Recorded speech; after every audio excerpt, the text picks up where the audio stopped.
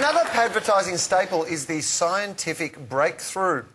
Carefree tampons have been designed with curved grooves to absorb fluid more effectively. But now there's Stay Free All Nights, the only one with 18 anti-leak channels and a wider area at the back designed to maximise protection.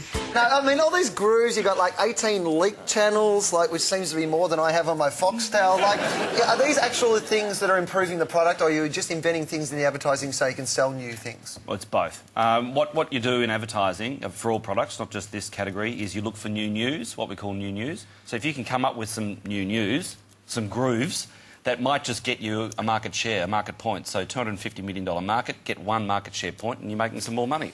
It seems to be one of those areas too where, like, a lot of it has to do with, like, you know, leakage and those things like that. It seems to be like a shame and a fear. And if you're pitching it to, like, you know, teenage girls and stuff like that, is that a dangerous area? Do the advertisers use shame and fear to get to this market?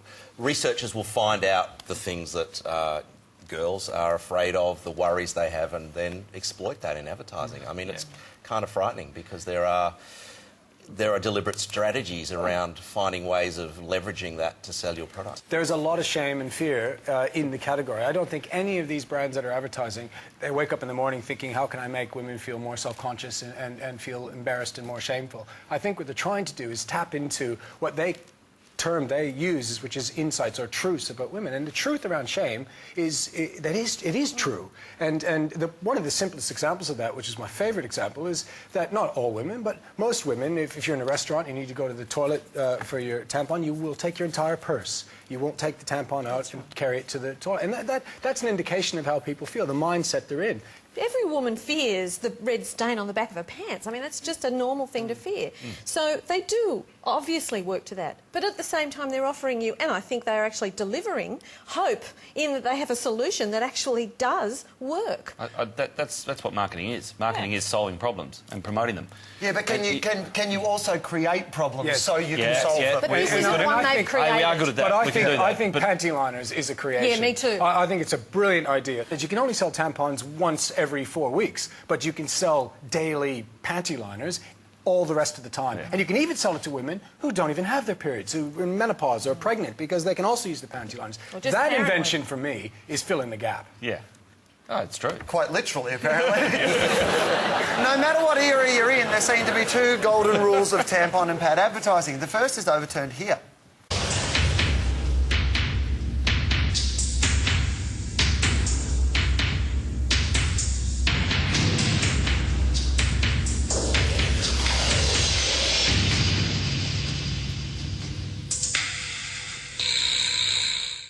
All right, Matt, now the industry loved this ad. What was the rule that they broke there?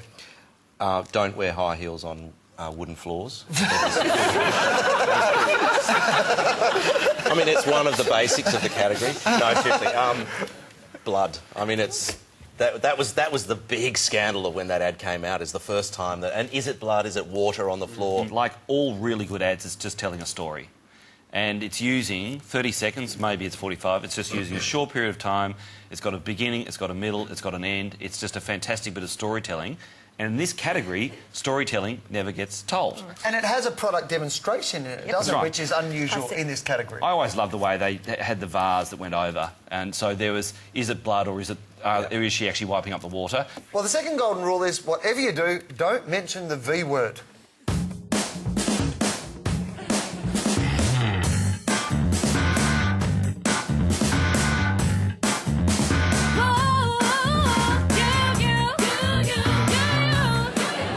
Clearly, she's not a natural redhead.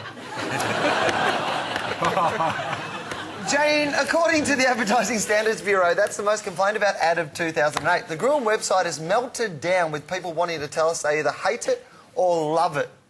How do you rate it? I love it. I love it. I think it's fantastic. And the reason I love it is that actually I think there's a sort of element of liberation in that ad, and I don't think that's too big a word to use.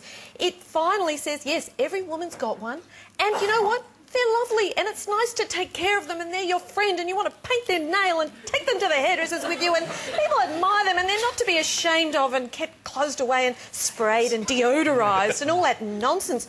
I felt kind of nicer about being a chick when I saw that ad. So thank you very much for whoever wrote it.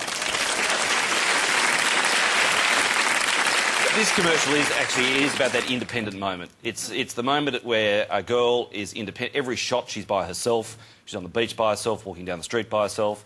And she can do whatever she likes with a beaver as an underlying method, story. Yes, I think it is. That's an underlying element in this, and she can go black or she can go white. All that is part of what's going on. A friend of mine was discussing this ad and they said, why though? Why did they use a beaver? She said, is it something to do with damming?